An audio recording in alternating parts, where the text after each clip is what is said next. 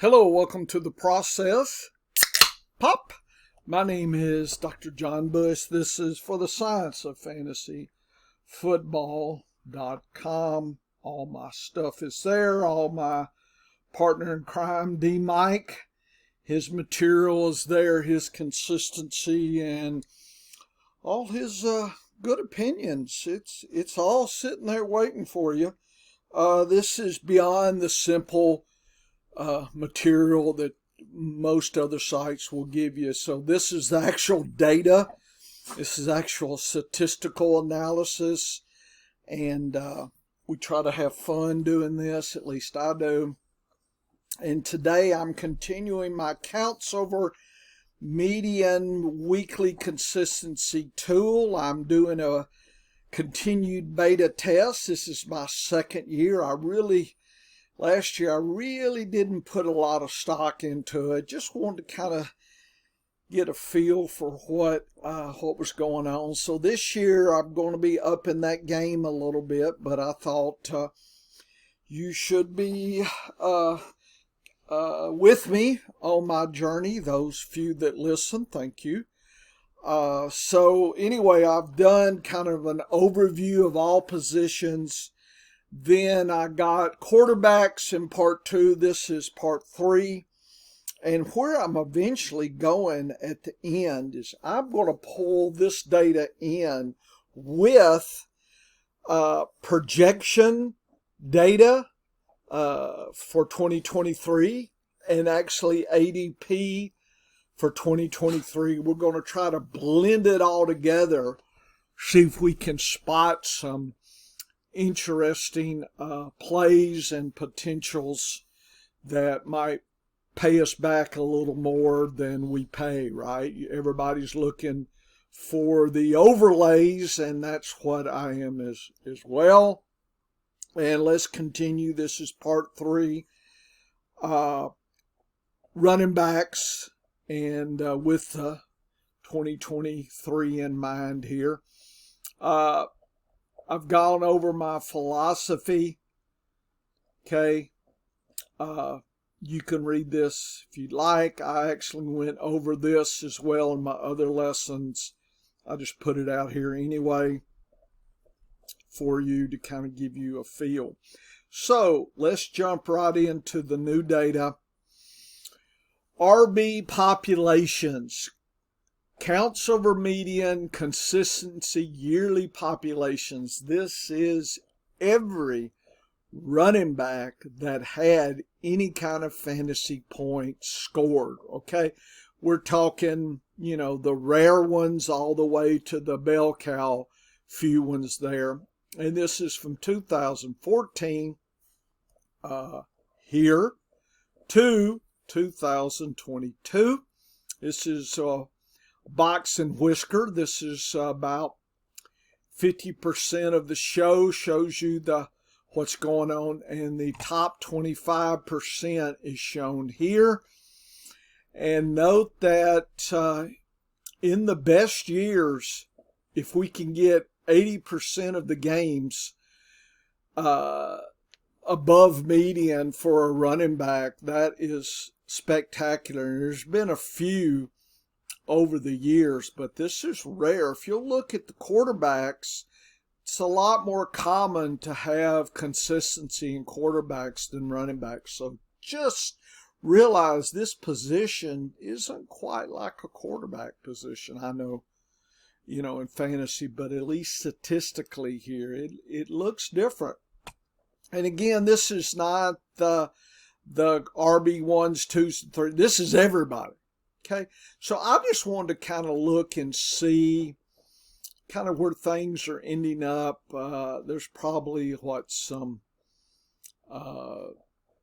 median data here, and it's about 20%. So if you throw all the running backs in every year, the total COM would be about 20%. So what we talking here?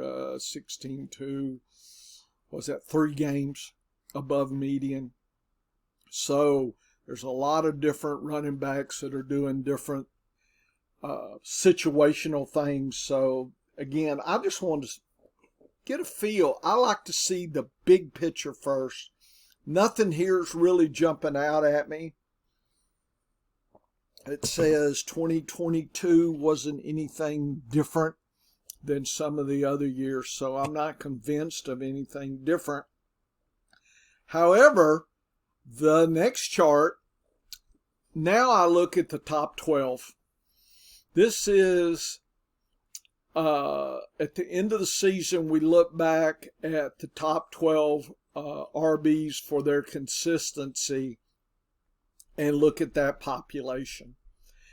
And you can kind of see there are some yearly and year-to-year differences. So this idea that an RB1 is somehow, the same as another RB1 is not so.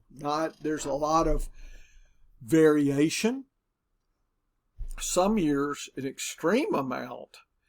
If you look at 2020, look at the top 25%. Started at about 85, went up to 100. Last year, the top 25% was very short. The journey didn't even make it to 90%. So we're talking 16 games versus about 90% of 16. What is that? About 14. And this is, so roughly, I'm going to say 14 games. So at best, we were seeing 14 games that the top last year, the top 12, the top of the top 12 were scoring 14 games out of 16 above the median number, and I explained that in lesson 1, where I got that number and I showed you. But it's not the same as the quarterback. It's close to about 12, 13 PPR fantasy points. Quarterbacks are close to, 18 or 19 fantasy points, one quarterback league, 4 points for a touchdown. Look at 2021, big difference. In fact, we saw an increase in the running backs from 2021 to 2022, but a lot more variation. Look at the size of this box versus 2021. So last year we had, even what we thought was going to be the best running backs, some were only delivering close to 60% consistency, which is, what is that? That's 10 games. So the best were 14, the worst were 10 games.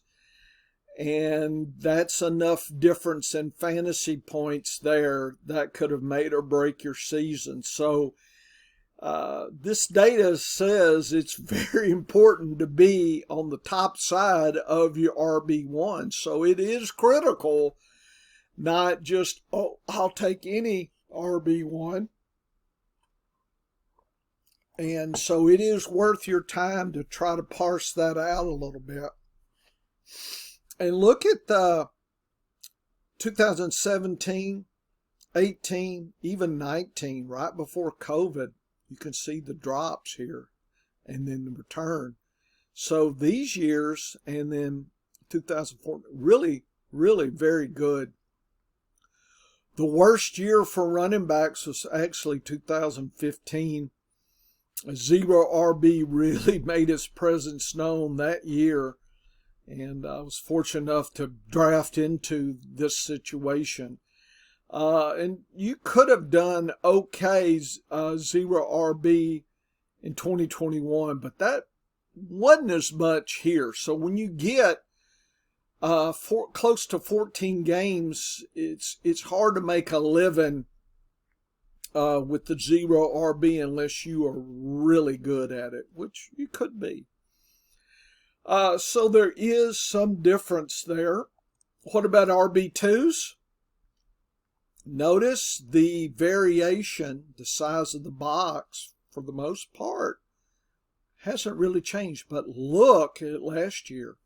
So, top 12 in 2022, they were in the running. It was a little shortness here that was sad, but this year, 2021, was sad as well. But look at the big difference between these 2 years. So, last year, the RB2s really failed compared to the previous years.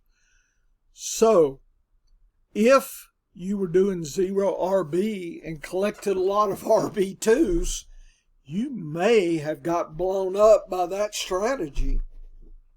And again, the worst year. So this is the worst that we've seen the last 8 years.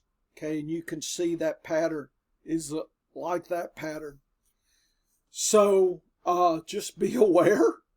What are we going to get in our RB2s in 2023? You heard anybody discussing this issue? No, on Twitter. It's just not happening. They are not, well, those of you that are listening to me are now aware of it.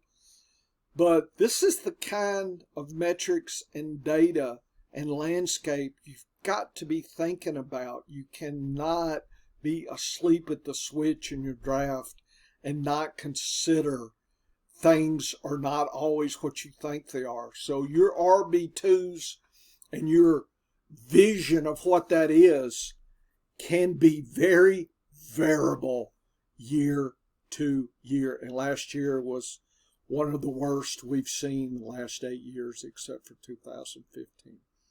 So will we get a bounce back or we get a continuation? One would think that these are kind of anti-giraffes and we won't see this kind of sadness, and the RB2s will be back more in this range. So we're talking some of the best RB2s should be giving you 6 per 60% consistency, or was that about 10 games? Last year, they would give you close to 8 games, 8, 9 games. So you were losing, I don't know, 1, 2, maybe 3 games of consistency.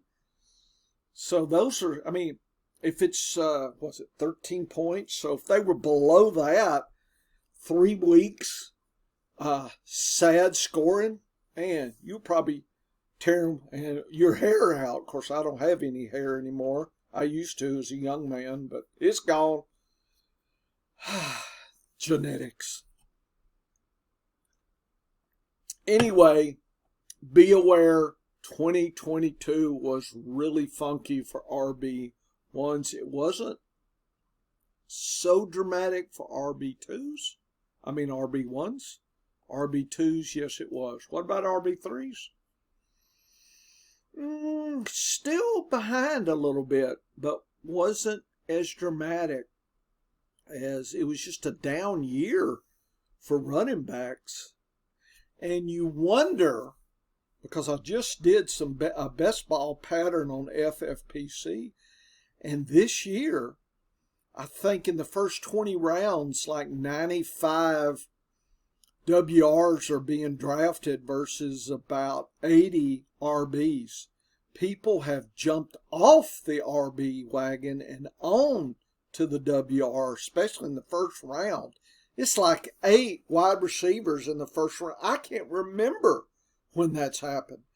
I think that is because of what happened last year. People are short-sighted, and I think they're not imagining that it could be different this year. I mean, look at 2020. Look at the RB3s. Some of the better ones were giving you 8 games. So notice, some of the best RB1s are about 14, then 10, then 8. So, that's kind of some target points, but notice most of these 8 years were closer to 40%. And what is that? Is that close to 6, 7 games. So 14, 10, and 7. It's my dog. So very intriguing here. Okay, and what you're defining is an RB3.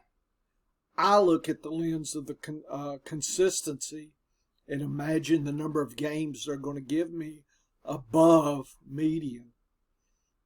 And it is big difference. 14, 10, maybe 7. Some years, maybe 8, maybe 6. Somewhere in that range. Last year, it was for sure 6. Look at that. So they were really sad last year. So we're talking best case scenario, what was it, about 13 games? Then, 9? 13, 9, and what is that, 6? The year, one of the best years, 2020, they were giving you about 13, maybe 14. I mean, there was some real nice ones up in here. So let's say 14. Here, they're delivering 60%. Was that definitely 10 versus 8? And here, definitely 9 versus 8 or 6. So we're talking 8 versus 6. So clearly some differences here. RB4s, 30%. What is that? 16, 3, was that about 4 games? So even 2020, they were about close, maybe 5 games you could have milked out of it, but this is 4. And RB 5s, not a lot of difference.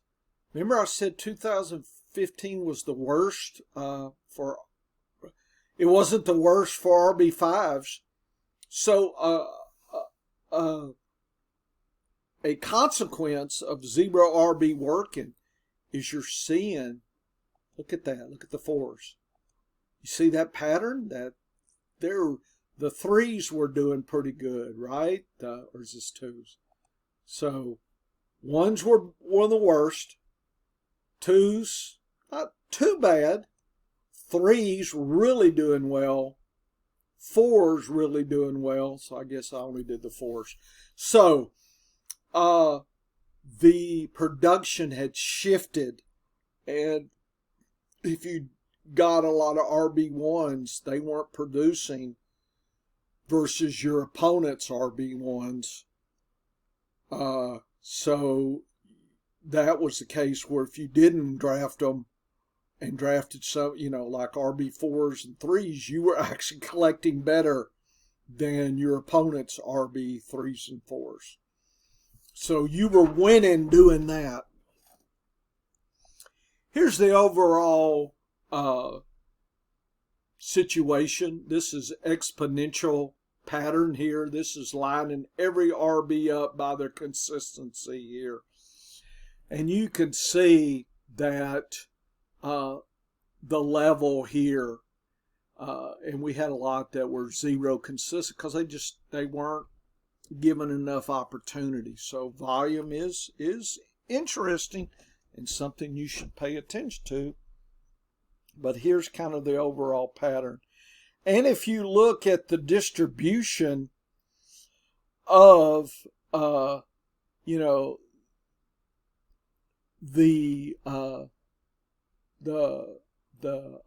running backs here, a lot skewed to the bottom end here. So it's not a perfect, not even close to a normal bell-shaped distribution. It is very skewed, and even more skewed than in quarter. When I tried to do a conversion pattern, I'll just call it that. Quarterbacks were a lot more bell curvy. Running backs not even close to being a bell curve, so they're really skewed. So, and so when we line up the box and whiskers of some benchmarks. So if I looked in here and looked at a certain percentage as, say, the top 10%, the top 30, etc., I found numbers. So the top 10% or so over the 8 years, about 56%, close to 60%. So notice quarterbacks, that number was in the 60s, so it's higher. Okay, running backs 56%, and this is their distribution. So over the last 8 years, we've had some bring in 100%, and the top 25% over 8 years is from 71 or 70% to 100. So 70% of 16 games, what is that? 14 games, right there. The worst case scenario for running backs that scored 56 or better last year, and this is what they scored the next year. So we're getting into the prediction here. So I should back up. This is a prediction model. If I look at last year's COM value and I divide into 4 pieces, 56% or higher, 30% to 56, 15 to 30, 0 to 15. So I've divided the very high consistent running backs to the worst, and then 2 in between. And I asked the question, what did they do the next year? So, in other words, there's no use in working on this kind of data if it's not going to deliver for the next year. See, they'll say all these metrics. How did it do last year and the years before? Like, say, the last 8 to 10 years. Was it predictive? Okay? I'm actually going to statistically test this. If you hadn't seen my quarterbacks, yes, I get to do the stats of this. But here's the distribution. So notice right away, you could see the worst at the bottom. In other words, the distribution of these last year values and what they did the preceding year pretty much is falling. It's a little bit exponential if you kind of look at this. 53 to 25 to 12 to pretty much 5 or so, 9. So it's kind of exponentially coming out here. Notice a lot of extremes down here. So we do see every once in a while some extreme things happening, but these are, in 8 years, we're not talking a lot here, but it does happen. So people on occasion will get lucky. And last year from 30 to 56, the top 25 of those were from 44 to 93. These guys 31 to 63. These guys were from 13 to, I don't know what this is, 33. So you can see the best of the best with some exceptions. Here these are really extremes. And we see a predictive nature, right? In other words, when you're drafting, if you're drafting these folks, you're probably, on average, doing better than these and these and these. So it makes sense. This stat is pointing the way to the next year. So 2022, if we use this approach and these benchmark numbers, we have a way to try to come back into this data and try to make some predictions. Now remember, this is group stats, right? It doesn't mean it's 100% accurate. Stats don't work that way. It's the law of big numbers. And so it just doesn't work that way. So anyway, looked at last year. What did they do the preceding year? I compared the 4 groups, And the average of the best last year, they returned 53%, consist 52. The next group, 28, 20, and 9. So you probably don't want to hang in here or there. I guess, hopefully your deep RBs are at least in this range, right? So, is this data real or not?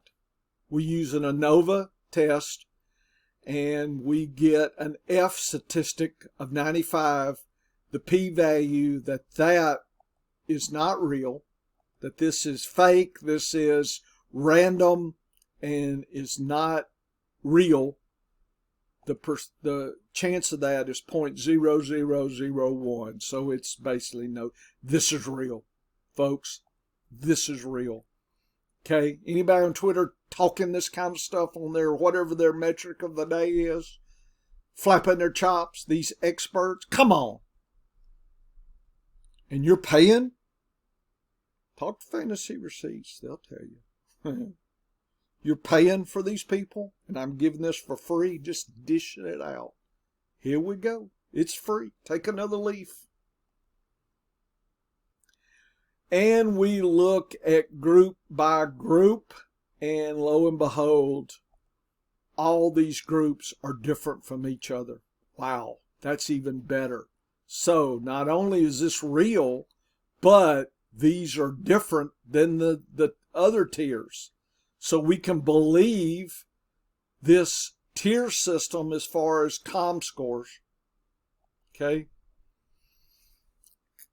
And here's the actual data. And this is the comparison of that group 1, the best, to the second best. 50%, 47% difference. 61% difference. 82% difference. You definitely don't want to be fishing in this pool here, folks. Even this pool. So the second best RBs are still 40% better than the third and 65% better than the last group. And the third best are still double the last group. So it is real.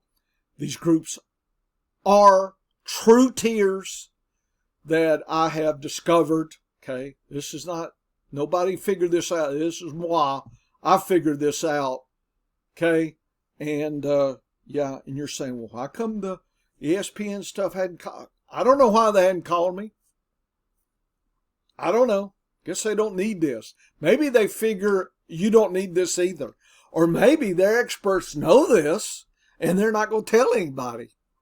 I mean, if they're playing daily fantasy sports and these Vegas props, do they really want to give you the goodies? Cost them money. Everybody knows it. Odds drop. It's like in horse racing. If you got a secret horse and you tell the hot dog man, everybody's going to bet on it. You don't want to do that. Just saying. Okay. 28 minutes. What am I going to do? Okay.